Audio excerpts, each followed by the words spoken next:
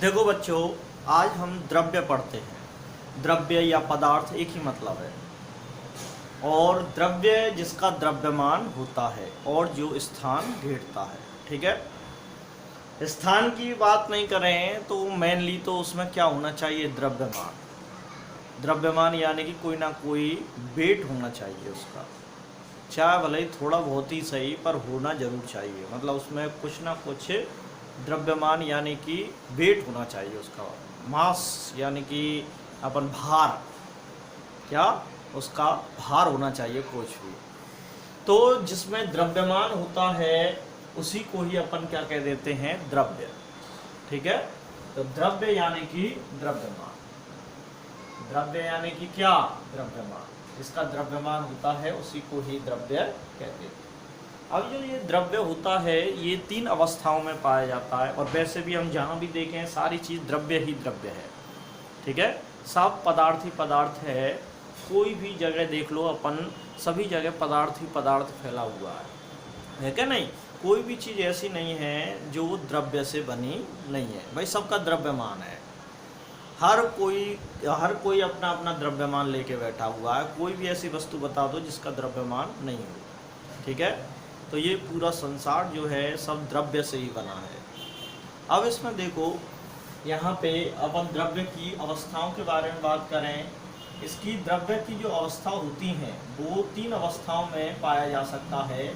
एक तो तुम्हारा ठोस, और एक होता है तुम्हारा द्रव, और एक होता है तुम्हारा गैस। ठीक है, तीन अवस्थाओं के रूप में पाया जा सकता है ये ठोस, द्रव और गैस।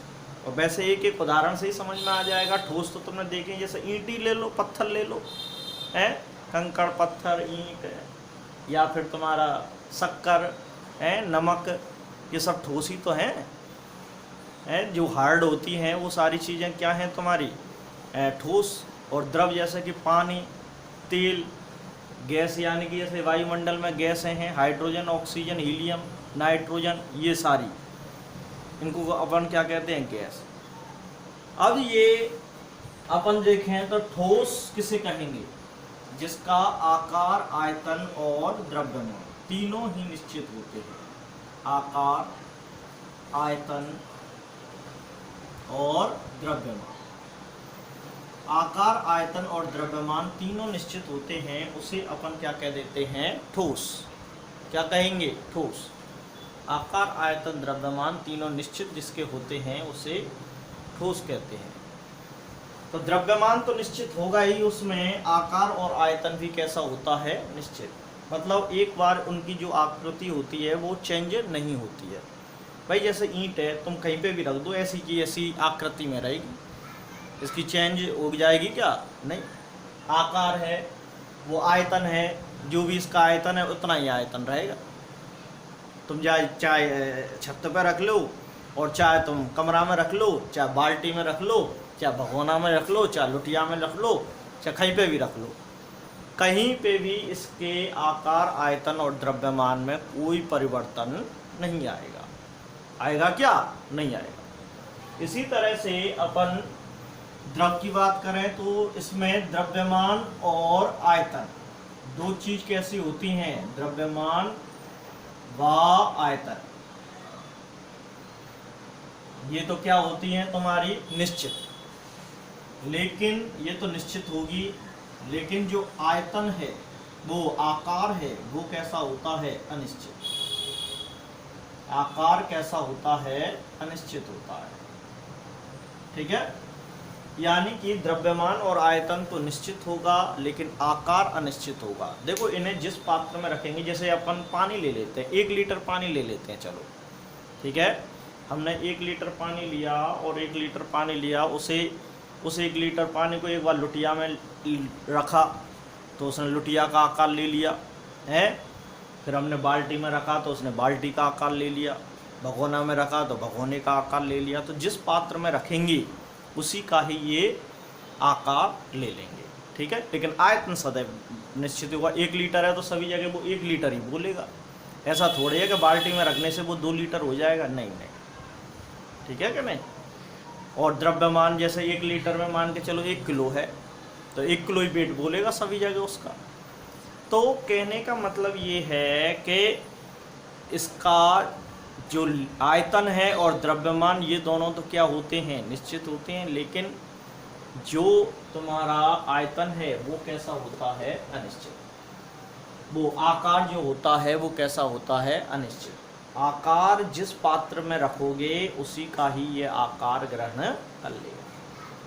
इसके अलावा अपन गैस देखते हैं, और गैस में क्या होगा भैया, द्रव्यमान तो क्या होगा तुम्हारा, निश्चित।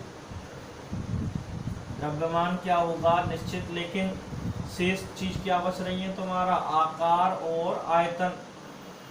आकार व आयतन ये कैसे होते हैं भाई, अनिश्चित। कैसे होंगे, अनिश्चित। गैस का कोई आकार आयतन नहीं होता है। गैस का कोई आकार आयतन नहीं होता है। गैस जिस पात्र में रखी हुई होती है उसी का ही आकार आयतन लिया जाता है, ठीक है कि नहीं।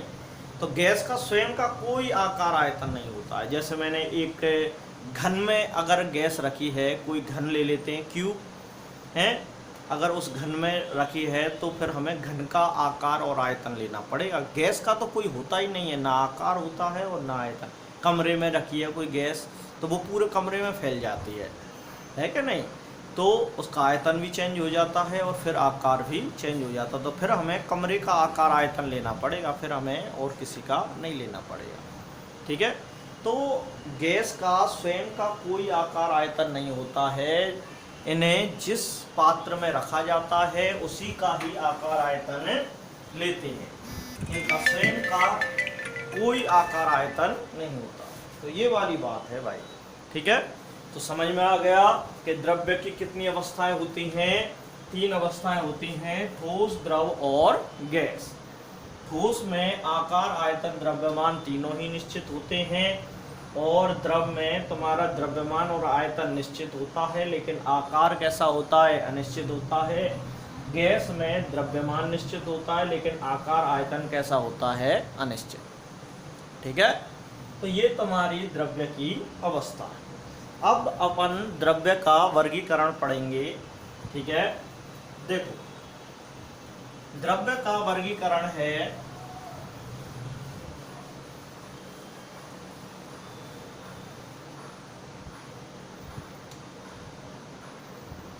द्रव्य का वर्गीकरण। अब द्रव्य का वर्गीकरण मेनली 2 तरह से होता है। एक तो शुद्ध पदार्थ और एक क्या होता है तुम्हारा, मिश्रण। एक तो शुद्ध पदार्थ और दूसरा क्या होता है, मिश्रण। शुद्ध पदार्थ जो होता है ये आगे फिर 2 प्रकार का हो जाता है। एक तो तत्व और एक क्या हो जाता है, यौगिक। मिश्रण जो होता है ये भी 2 प्रकार का हो जाता है। एक हो जाता है भाई समांगी मिश्रण और एक हो जाता है विषमांगी मिश्रण, ठीक है। तो 2 तरह का होता है शुद्ध पदार्थ और मिश्रण। और फिर ये शुद्ध पदार्थ भी 2 टाइप से डिवाइड कर दिया है, तत्व और यौगिक। और मिश्रण भी है, वो भी 2 तरह का होता है, एक समांगी मिश्रण और एक विषमांगी मिश्रण, ठीक है। तो पहले अपन बात करते हैं शुद्ध पदार्थ की। किसकी बात करेंगे, शुद्ध पदार्थ की बात करेंगे। तो यहाँ पे अपन हेडिंग डालते हैं शुद्ध पदार्थ। तो बात ये आती है कि भाई अपन शुद्ध पदार्थ कहेंगे किसे, आखिर शुद्ध पदार्थ होता क्या है। देखो, शुद्ध पदार्थ ऐसा होता है कि जिसके सभी कण रासायनिक रूप से समान होते हैं, ठीक है। जैसे कि हमने एक उदाहरण से समझते हैं इसे, रासायनिक रूप से समान कैसे होते हैं। जैसे हमने लोहा लिया, क्या लिया, लोहा। तो इस जैसे ये लोहे का टुकड़ा है तो इसमें जितने भी तुम्हारे परमाणु होंगे, जितने भी कण होंगे, वो सब किसके होंगे, लोहे के ही तो होंगे, ठीक है। और ये सारे की सारे रासायनिक रूप से कैसे होंगे, समान, एक जैसे ही होंगे, रासायनिक रूप से, इनके भौतिक गुण, रासायनिक गुण सब एक कैसे होंगे, एक जैसे ही होंगे। तो शुद्ध पदार्थ ऐसा होता है जिसके कण रासायनिक रूप से कैसे होते हैं, समान। इनका संगठन भी कैसा होता है, उचित होता है, निश्चित होता है, ठीक है क्या नहीं। तो कोई भी ऐसा पदार्थ जो रासायनिक रूप से सभी तरह के एक ही जैसे कणों से मिलकर बना होता है उसको अपन क्या कहते हैं, शुद्ध पदार्थ, ठीक है। और जैसे अपन H2 है, इसको भी ले लेते हैं। तो इसमें ये मैंने जल रखा हुआ है, तो जल में जो कण उपस्थित होंगे वो किसके होंगे, H2, एक कण ये रहा H2, एक कण ये रहा H2, एक कण ये रहा H2 और एक कण ये रहा H2, ठीक है। तो इसमें सारे के जो कण हैं वो किसके बने होंगे, H2O के। तो ये भी आपस में कैसे होंगे, समान, ठीक है कि नहीं। तो जब कोई पदार्थ है और उसके कण रासायनिक रूप से समान होते हैं तो उसे अपन क्या कह देते हैं, शुद्ध पदार्थ। एक जैसे ही कण होने चाहिए, एक जैसे ही अणु होने चाहिए, एक जैसे ही परमाणु होने चाहिए, सब कुछ एक जैसा ही होना चाहिए, तो ही वो क्या कहलाएगा, शुद्ध पदार्थ। अब यहाँ पे फिर ये दो तरह से डिवाइड कर दिया, तत्व और यौगिक। देखो मैंने जो लोहे का उदाहरण लिया था ये तो क्या था, तत्व, और H2O का उदाहरण लिया था ये क्या है, यौगिक, ठीक है।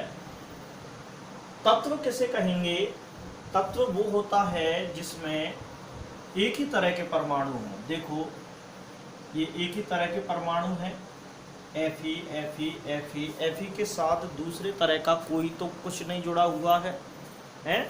तो अगर एक ही तरह के परमाणु होते हैं तो उसको, उस शुद्ध पदार्थ को अपन क्या कह देते हैं, तत्व। और जो तत्व होता है वो किसी भी यौगिक की एक सरलतम इकाई है, मतलब जब ये तत्व आपस में मिलते हैं तब जाके यौगिक का निर्माण होता है।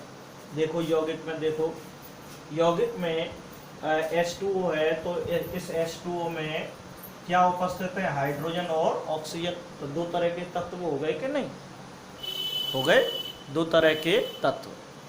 तो अगर दो तरह के तत्व हैं या तीन तरह के तत्व हैं या चार तरह के तत्व हैं, वो आपस में भार के अनुसार जुड़ते हैं, है क्या नहीं। अब जैसे हाइड्रोजन है H2O,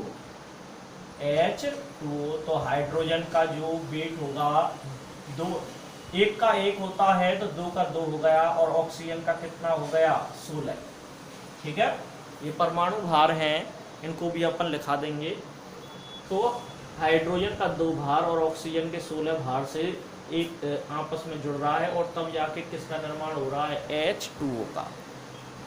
तो जब एक से अधिक प्रकार के तत्व या परमाणु आपस में भार के अनुसार निश्चित अनुपात में संयोग करते हैं तो उसे अपन क्या कहते हैं, यौगिक, ठीक है।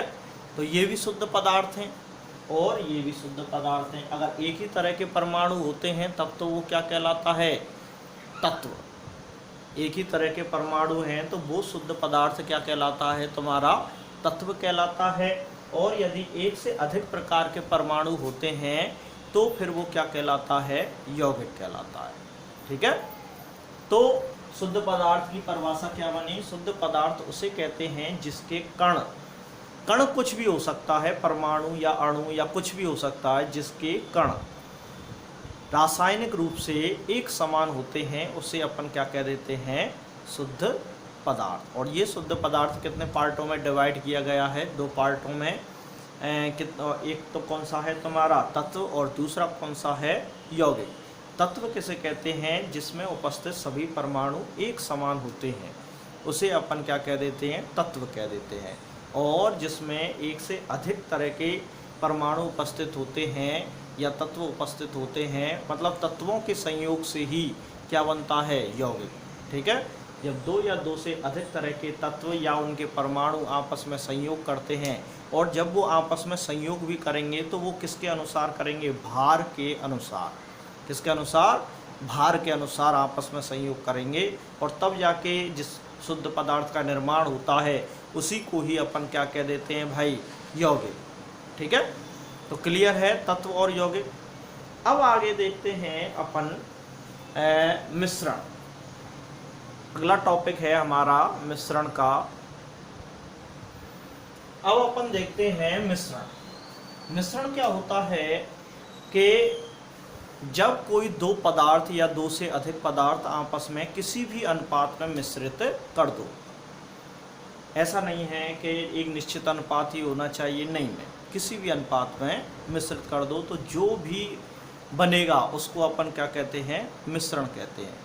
ठीक है, जैसे कि अपन एक उदाहरण डालें, एक मैंने जल ले लिया, क्या ले लिया भाई, ये जल, ठीक है, और मैंने ये जल ले लिया और जल में ऊपर से डाल दिया मैंने नमक, और नमक का सूत्र होता है भाई NaCl यानी कि सोडियम क्लोराइड।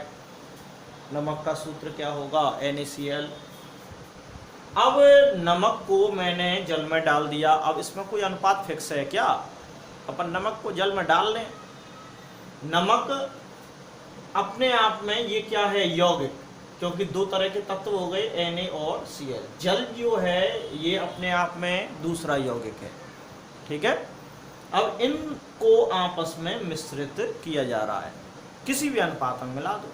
ऐसा नहीं है कि साहब 1 लीटर जल लेंगे तो नमक भी 1 लीटर ही लेंगे, नहीं नहीं नहीं, ऐसा कुछ नहीं है, किसी भी अनुपात में मिला दो।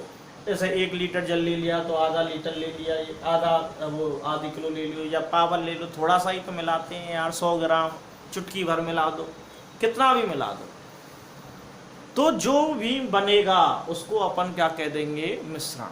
तो जो भी बनेगा उसको अपन क्या कह देंगे, मिश्रण कह देंगे। जैसे कि अपन रेत है, रेत को, जैसे ये मैंने पानी ले लिया है, ये क्या ले लिया, पानी, और इस पानी में पानी यानी कि जल हो गया, और इस जल में मैंने क्या डाल दी, रेत डाल दी, क्या डाल दी, रेत। ठीक है, रेत डाल दी, तो अब बताओ ये भी क्या बनेगा, मिश्रण। मतलब जब तुम एक पदार्थ में दूसरा पदार्थ मिला रहे हो और उसका कोई अनुपात फिक्स नहीं है तो वो क्या कहलाता है, मिश्रण। ठीक है, क्या कहलाएगा, मिश्रण कहलाएगा। अब इसमें देखो कि मिश्रण फिर कितने प्रकार का होता है, 2 प्रकार का। एक तो होता है भाई समांगी मिश्रण, और एक कैसा होता है, विषमांगी मिश्रण। ठीक है, एक तो होता है समांगी मिश्रण और एक होता है विषमांगी मिश्रण। समांगी मिश्रण जैसे ये मैंने उदाहरण लिया था, ये किसका लिया था, समांगी मिश्रण का, और विषमांगी का ये लिया था पानी और रेत। देखो जल में अगर हम नमक मिलाएं, थोड़ा सा भी अगर नमक मिलाते हैं तो वो इस तरह से घुल जाता है, इस तरह से घुल जाता है कि उनके अवयवों को अलग अलग देखना कैसा हो जाता है, कठिन हो जाता है। जल में नमक मिला के ले आओ और उसे एक कांच के गिलास में रख दो तो क्या तुम उसे देख के बता सकते हो कि इसमें नमक और जल दोनों मिले हुए हैं, नहीं। शक्कर को घोल के ले आओ पानी में तो क्या उसमें बता दोगे कि नहीं, बता ही नहीं सकते, कोई कंडीशन ही नहीं है क्या, नहीं। तो अगर इस तरह से अपन अलग अलग अवयवों को नहीं देख पा रहे हैं या उन्हें सेपरेट नहीं कर पा रहे हैं तो समझ लेना वो मिश्रण कौन सा होगा, समांगी।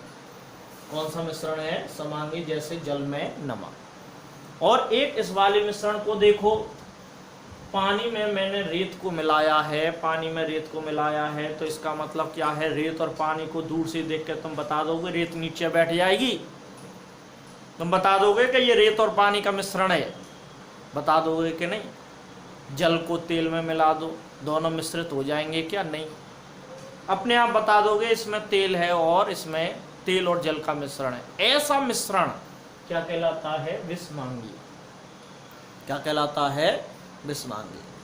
तो समांगी मिश्रण जिसे आंखों से पृथक नहीं किया जा सके, देख के अपन ये नहीं बता सकें कि ये कैसा है, कि इसमें 2 घटक हैं कि 3 घटक हैं, तब तो वो कैसा मिश्रण कहलाता है, समांगी। और यदि हम उन्हें सेपरेट कर सकते हैं, आँखों से ही देख के उन्हें पृथक किया जा सकता है, तो वो वाला मिश्रण क्या कहलाता है, विषमांगी। तो ये क्या था तुम्हारा द्रव्य का वर्गीकरण।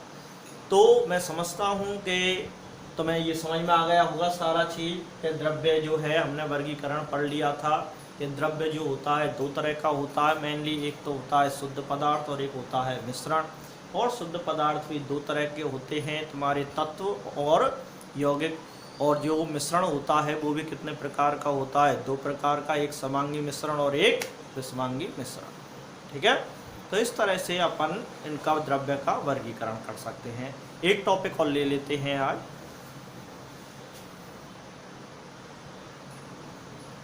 देखो अगला टॉपिक है द्रव्य के गुणधर्म। क्या है?